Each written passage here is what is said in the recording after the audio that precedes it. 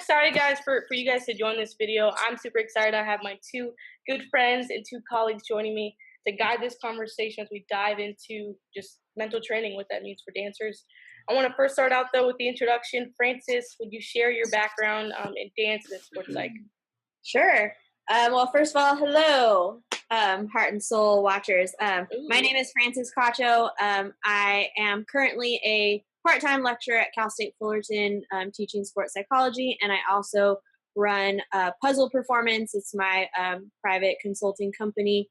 My background in dance, I started dancing when I was 6 and danced all the way until I was about 21. So about 15-ish years in there. And I danced in a studio my whole life until the end of high school, and then went to a junior college and joined their dance team as well as their performance company. So I've been both on more of the athletic side of dance as well as the artistic side of dance. And then now coming at it with the sports psych background. It's awesome. A lot of fun. For sure. Laura, your background in sports psych and dance. Hey everyone, my name's Laura Evans. Yeah, so my background, I've been dancing since I was 3 years old, and then competitively dancing in a studio from age 6 to 18 down in San Diego. Yep. And then I joined my high school dance team 4 years.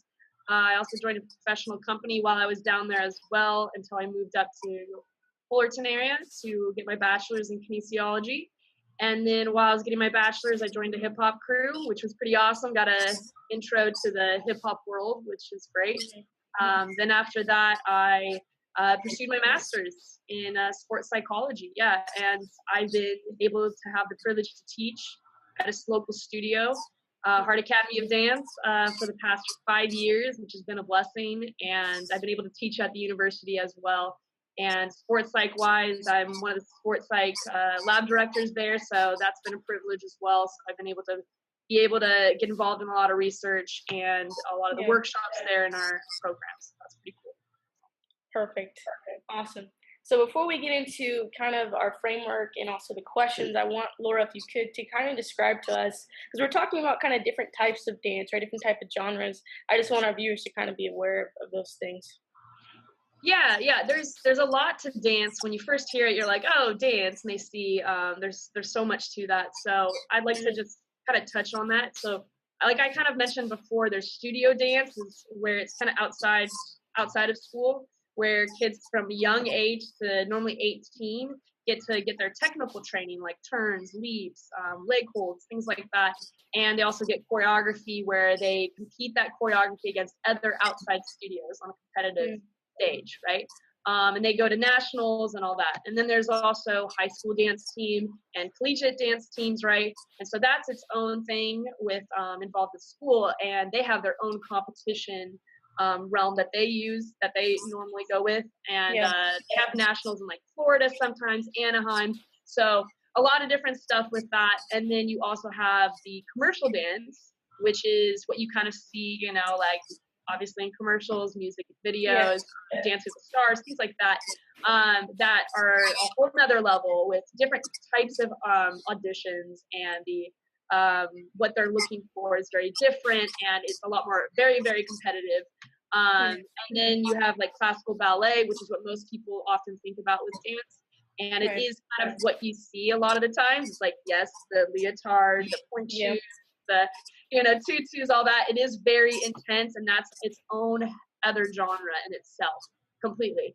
And then there's also this thing called All-Star Dance, which is kind of like a dance club team, basically. So it's its own thing as well. So there's a lot of different genres to dance, and it's exciting. It's very cool. Yeah, and that's good. Thanks for kind of explaining that for us. So before we get into the question about mental training and stuff like that, though, I want to kind of lay kind of a framework and a foundation we want to go off of, and that's culture, right? I think culture is super important when it comes to mental training. A lot of times we're not even aware of the type of culture we're developing or one that we're operating in, right? So Francis, if you could kind of help us understand, just describe the dance culture within itself. Yeah, absolutely. I couldn't agree with you more. And I think as I kind of transitioned from being the dancer into this and becoming a teacher myself, and then as a sports psych practitioner, culture is something that I think is very unique to dance, and what separates it from every other traditional sport like basketball, football, baseball, and etc. And I think part of what makes it unique is all of those different genres that Laura was talking about. It's not like basketball where it's like when you go into basketball, there's, you're on the team and it's all the same sport, and basketball pretty much looks the same wherever you go. Dance can look completely different depending on what genre you're in, what studio you're at, what team you're competing on, what age level you're at. And I think that's something that makes it so unique, because you're asking performers to become adaptable right off the bat. Right. From a really young age, kids are pretty much required to fit into these different molds depending on what style.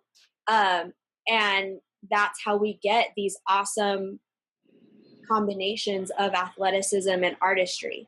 Okay. I think that's something that makes dance really unique. A lot of times it's the artistic side that gets acknowledged, and it's more as an art form. But when you break down some of the technical and tactical aspects of that, and if you really look at a score sheet for a dance competition, there's both those artistic point values, but there's also this significant weight on athleticism and technique and power and strength.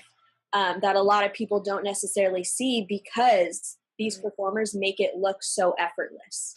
And I think, and it's this creation, but I think something else that makes it really unique is if you're kind of comparing it to other sports, it's very similar to sports like gymnastics, where there's that technical score, but that artistic score that is very crucial and is what makes you innovative and kind of pushes you ahead in your performance, is based on the evaluation of someone else. So there's this very high emphasis on external feedback and external evaluation, where your success is not necessarily black and white. It's not necessarily determined by you got more points than someone else because you scored more. It's that combination of you scored more points because someone else's opinion almost valued it more or saw it as more creative or more beautiful. So, Francis, based on the culture that you kind of shared with us, what's an example of one mental skill that could be valuable for dancers and have a huge impact on their performance? My go-to with that is reflection. I think that's one of the biggest tools that dancers can utilize to kind of take their performance to the next level and help them, and maybe even help themselves improve their technical aspects a little bit faster. Because in the culture of dance, frequency of feedback is kind of sparse in a lot of cases. And especially as dancers get older, they're given less and less feedback from teachers and coaches and stuff. So I think if you can start at a young age learning how to reflect and critically think about your own performance, you're increasing the amount of feedback on your own. And you're also challenging yourself to really break down and learn your craft too. Which I think can be so powerful in so many ways for dancers from a performance enhancement standpoint. And kind of, it's really simple. I don't think it's not something that needs to take like an hour or anything like that after class. I think it can be done in really simple ways. Kind of my three kind of go-to quick reflections are either doing a 3-2-1 reflection. And so writing down after class, 3 things you did well, 2 things you can work on, and what is kind of like your one big takeaway or your one big lesson learned from the day. And just spending that time to kind of keep those notes of that dialogue for yourself can be really helpful, because then you have that intention of what are you going to take into tomorrow. Another way that I do it is writing down a well, better, how reflection. So what did I do well today? And just rattling, kind of word vomiting on paper, all the things I did well. What can I get better at? So you're still acknowledging things that you can get better at, whether it's performance, whether it's technique, whether, balance, turns, kicks, jumps, leaps, whatever it is. And then the last piece of that is, how are you going to get better at that tomorrow? Exactly. So you're creating that action plan of, this is the intention I'm setting for class or for practice or rehearsal tomorrow, kind of thing. A lot of times for like a team setting, I'll use a ones reflection.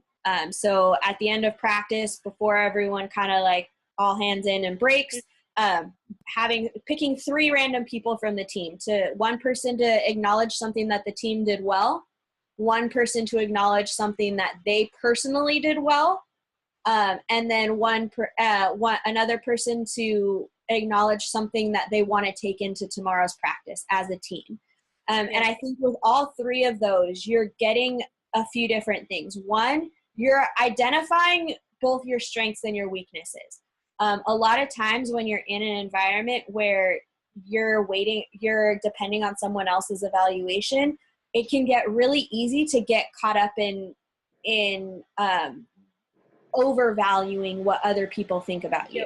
Yep. And so, and us being humans, we have that negativity bias already programmed in our brains. So if we can be intentional about acknowledging those positives, that's always going to be beneficial to us as well. But also still acknowledging there's room for growth. And so that's where there's that piece of, what can we get better at, or what are we going to take into tomorrow, or what did we learn, kind of thing. And then it's, creating those action plans as well too. And really with that reflection, you're not only setting yourself to build confidence as a dancer, because you're owning the things that you're already doing well, and you're creating a way for yourself to see improvements. Because you're creating a log of all the things of, these were once things that I wanted to work on, and now these are things that I'm doing well. And then you're also creating that growth mindset. You're always finding those ways to grow and not putting a ceiling on your performance and your development, your capabilities. You're always seeing the greater potential that you have in growing. And I think those can be really, really crucial things for dancers to utilize and really help enhance that experience of their dance career. Definitely. I think one of the key things that you mentioned that really stuck out to me is just the intention behind it. Because I think reflection, to a certain extent, kind of happens naturally. And I think as humans, like you were saying, we tend to focus on the negative, right? Or things that didn't go so well. But I think when we're intentional about it, focusing on, well, what did I do well, right? Building that confidence is huge. But also, what can I improve on, and things like that. So that's huge. Laura, I think for you, kind of the same question, but maybe from a coach's perspective. Yeah, definitely. I love this conversation right now. There's some crossovers with this. It's gonna be great. But in my experience teaching, and from the research that I've had the privilege of reading as well in dance and in just in sports, there's these 3 psychological needs of fulfillment that are really, really important, especially in the dance world, but also with anyone in general, actually. But it's derived from this self-determination theory from Deci and Ryan, 1985. They established this awesome theory that basically says that all people are motivated to fulfill these 3 basic needs, which are the need to feel competent, the need to feel autonomous, and the need to feel some kind of social connectedness or relatedness.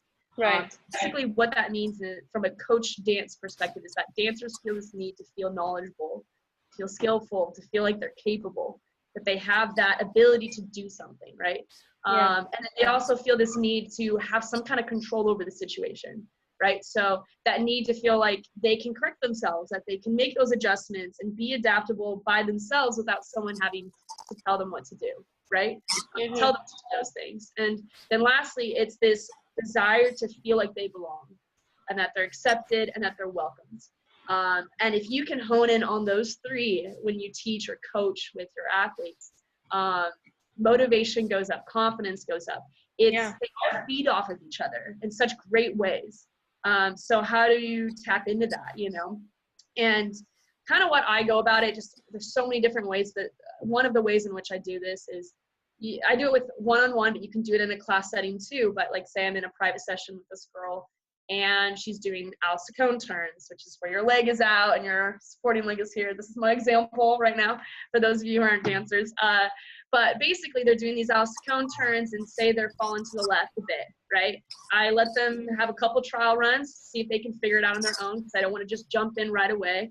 But if they're still making the same thing happen, right?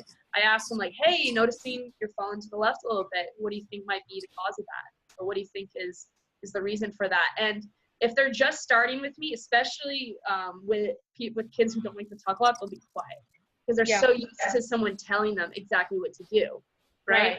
I'm over here like, no, I want you to figure out why this is here. Now, I get that when you're younger, you do need to have a lot of feedback. You do need to help tell them what it is that they need to be fixing. But as they get older, they really do need to learn how to fix themselves. So especially with my older girls that are starting to get into high school, but they're in middle school range, I'll ask them. And so then they figure it out and they're like, oh, I think my hip's up, you know? And I'm like, yeah, I think you're right. I think that's really going to help you. What do you think you have to do to help get better with your turn then if you know that your hip is up? And they'll say, oh, I got to turn out my hip. I'm like, yeah, I agree completely. Like, let's do it. So I then basically what I did is I asked them a question. They had to critically think about what it was. They built their knowledge base about, okay, this is how I get better at Alsacone. This is what I need to do, right? And then they took control of that. They fixed it on their by themselves. And I mean, I guided it, but they did it on their own. And it's important for me to then to praise that afterwards. And I think that's the part that sometimes gets forgotten is like, okay, they did it, but praise them, catch them when they're doing that.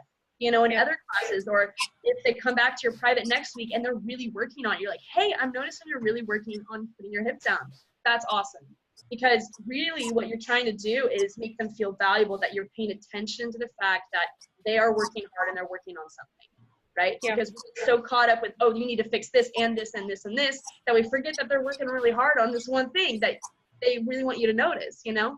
And so my thing is like, I want to work myself eventually out of a job, technically speaking, because I want them to be able to feel like they're doing the right thing, that they can depend on themselves to fix themselves when I'm not there, right?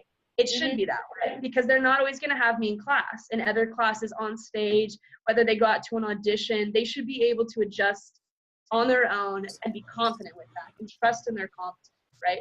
And so that's really what I try to do. And as it goes, then it makes them feel valuable, right? That I praise them, that I help them, guide them in those ways. And I think that's really, really important because then with that social connected piece, you take that on a personal level, but then also on a class level. It's like, if you can make your students feel valuable, that you are paying attention to them, that you're giving them feedback and that they matter, then there's this connectedness between everyone because they feel safe enough to be vulnerable with you and to let go and be themselves and be able to make mistakes, which is so hard in the dance world, to be able to give themselves the permission to make mistakes, right? If you can create that environment, so making them feel valued in those ways. Now, I'm not saying you don't have to have some discipline, right? You can't just be lovey-dovey all the time and all that stuff. There should be some discipline. But there's a way to be direct and get your point across, but also show them that they are valued and that you hear their voice, right? So that's where they all kind of feed in. And that's why I think that really, really is beneficial to just not only the dancer's growth, but just as an individual, like tackling different things in their daily life, right? What they're going through right now, what they're going to go through later in life. Because this stuff, to be able to critically think and to be able to be self-regulating, right? To be able to figure things out is a huge, huge skill, life skill. So if you can start that earlier and help them build that up and build that belief in themselves that they can handle anything that comes their way, it's invaluable, right? So pointing into those three things, the need to feel confident, building their confidence, building their autonomy, building that social connectedness is really, really important. For sure. I mean, I think with all that said, Laura, I think really what you're talking about is just the ability to build relationships first. Are you talking about safety, vulnerability, making the athlete or the dancer feel valued and like they matter? I think first you've got to build that relationship with that dancer and let them know that you actually care. I think that's kind of the funnel where we start building that confidence, autonomy, and social connectedness. So that's super huge. So yeah, I think, I mean, there it is, right? We have some tools for dancers. We have some tools for teams and coaches. Quite frankly, guys, all three of us, we strongly believe in mental training. This is the type of stuff that takes us from good to great, right? To get us to kind of achieve things on a new level, right? And frankly, this stuff might challenge you, right? We talked about this earlier. Considering the culture that we're in, man, this information might be challenging your philosophy, the way you coach, the way you teach in your dance studio. And that's good, right? We've got to step out of our comfort zone to actually reach new levels of excellence. That's super important. Francis, can you kind of share with us where we can find you on social media, how we can follow your content and work with you if they want to? Yeah, absolutely. I think this is a great opportunity. Thank you, Brittany, for having me on here to just scratch the surface of what this looks like in this culture. A couple ways to get a hold of me. I'm on Twitter and Instagram. So Twitter is @puzzleperf, and Instagram is @puzzleperformance. Feel free to follow me, send me messages, shout out. I'd love to keep the conversation going. Definitely. Laura, your Instagram, your dance studio, where they can find you. Yeah, so I teach at Hart Academy of Dance, and right now I'm in the process of making my own separate Instagram account, but you can follow me, you can direct message me at LauraEvans77, and I'd love to hear from you. And thank you, Brittany, honestly. This has been a great conversation, so thank you for having me.